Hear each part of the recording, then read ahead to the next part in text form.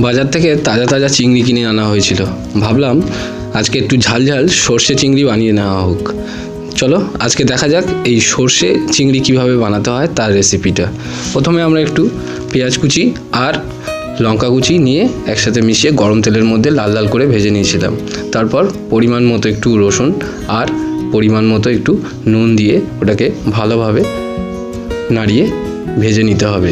পেঁয়াজটা যেন একটু লাল লাল ভাব এলেই তার মধ্যে চিংড়ি আমরা যেটা আগেই রেডি করে রেখেছিলাম ওর মধ্যে ছেড়ে দিয়ে এবার নাড়িয়ে নিতে হবে, এখন না চিংড়িটা মোটামুটি সিদ্ধ হয়ে যায়। তারপর ওর মধ্যে পরিমাণ মতো হলুদ আর আমাদের মেন যেটা উপাদান সেটা হচ্ছে সর্ষে বাটা ওর মধ্যে দিয়ে দিতে হবে। বাস তারপরে একটুখানি ভাপিয়ে নিয়ে রেডি আমাদের ঝাল ঝাল আজকের মেনু চিংড়ি মাছ আর সর্ষে। এটা কিন্তু গরম ভাত দিয়ে দারুণ লাগে। এই রেসিপিটা আপনাদের কেমন লাগলো বাড়িতে অবশ্যই ট্রাই করবেন।